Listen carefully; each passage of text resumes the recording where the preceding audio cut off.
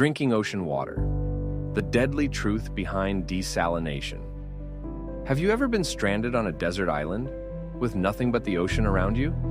Imagine the sun beating down, the thirst creeping in, and all you see is water, everywhere, but not a drop to drink. Could you survive by drinking the ocean? Today we're diving deep, pun intended, into the science of filtering ocean water and turning salt water into drinkable fresh water. You won't believe the cutting-edge technology, the ancient methods, and the wild science that make this possible. Stick around, because by the end, you'll be saying, "Oh, wow." Let's start with the basics. You're thirsty, surrounded by ocean water. Why can't you just drink it? Well, here's the problem. Salt water contains about 35 grams of salt per liter. If you drank it, your kidneys would go into overdrive, trying to get rid of the excess salt. And guess what? You'd lose more water than you gain, making you even thirstier. A vicious cycle. Not exactly a survival plan, huh? But it gets worse. Drink enough salt water, and your body will dehydrate to the point where your organs start shutting down. So, no, chugging a bottle of ocean water is not the solution. But don't worry. Science has an answer, and we'll get to that in just a bit. First, let's look at how we've been battling this salty problem for centuries. Long before we had fancy filtration systems and high-tech solutions, humans still had to survive. So how did ancient civilizations get around the problem of salty ocean water? Let's start with the ancient Greeks. They boiled seawater, catching the steam in a sponge, and then drank the condensed fresh water. Genius, right? But even more fascinating is how desert tribes in the Middle East would use solar stills. They would dig a pit, place a container in the center, and cover it with plastic or fabric. The heat from the sun would evaporate the water from the moist ground or plants, and it would condense on the plastic, dripping into the container. A simple natural distillation process that literally used the sun to make water drinkable. It wasn't fast, but it worked. And fun fact, variations of these methods are still used today in survival situations. Now, fast forward to the 21st century. Technology has taken water filtration to a whole new level. The world's oceans hold 97% of Earth's water, so the idea of turning that into drinkable water has been a major goal for scientists. Enter desalination, the process of removing salt and minerals from seawater. But how does it work?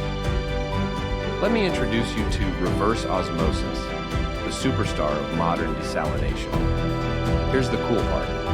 It involves forcing seawater through a membrane that has tiny pores. These pores are small enough to let water molecules through, but block salt and other impurities. Sounds easy, right?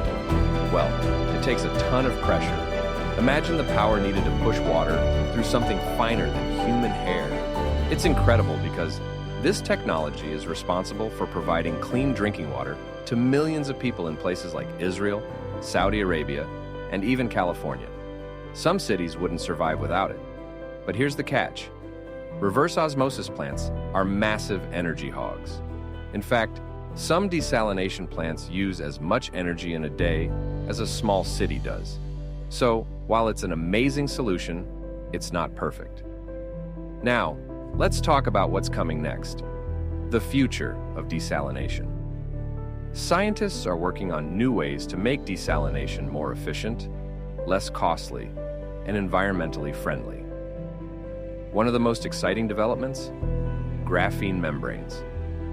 Graphene is this amazing material that's only one atom thick, but is incredibly strong and conductive. By using graphene in desalination, researchers believe they can filter water with less energy and at a much faster rate. The key to graphene is that it's so thin, water can pass through it more easily, while the salt gets trapped behind. And then, there's solar desalination, using the sun's heat to power the process instead of electricity. Solar desalination is already being used in some remote areas where energy access is limited, and it could revolutionize how we provide clean water to regions that need it most. Imagine a future where countries in arid climates, where fresh water is scarce, can tap into endless supplies of drinking water using just the power of the sun. Pretty cool, right? But with all these innovations, desalination isn't without its challenges. For one, what do you do with all that leftover salt?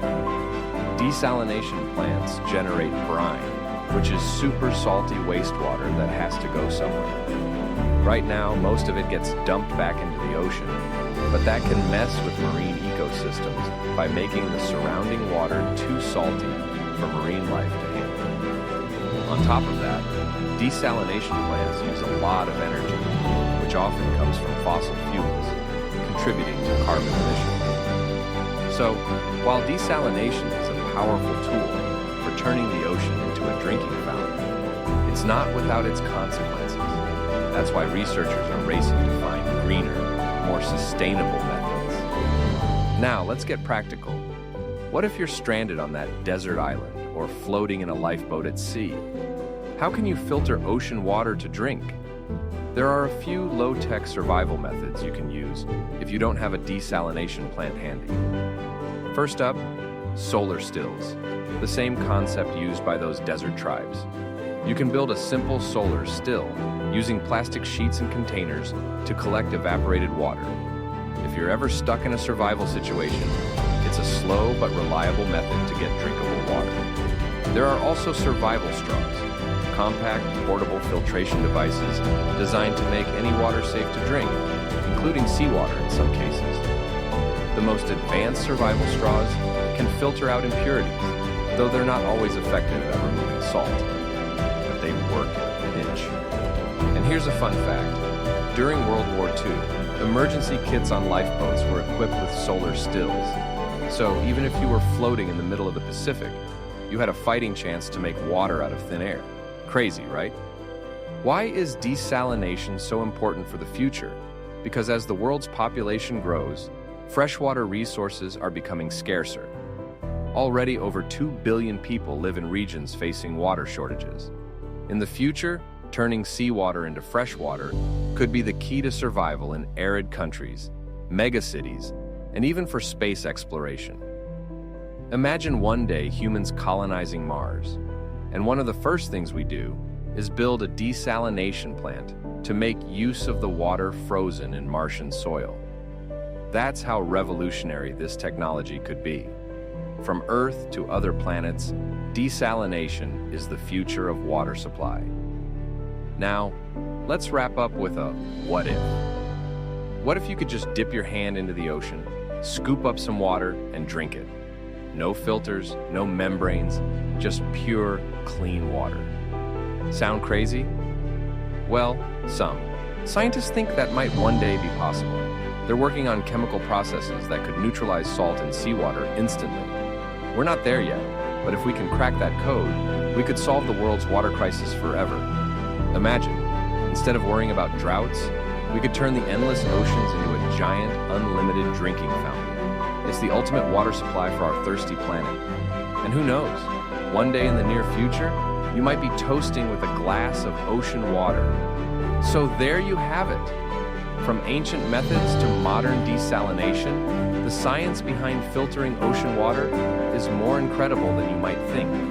It's a technology that could save lives, solve global water shortages, and maybe even make life on other planets possible. Who would have thought a simple glass of water could be so revolutionary? Thanks for sticking with me. And remember, next time you see the ocean, it's not just a vast expanse of water. It's potentially the world's biggest untapped resource for drinking water. Wow, right? Be sure to like, share, subscribe, and leave a comment for more exciting stories like this. Let us know what topics you'd like to see next on the channel. Thanks for watching.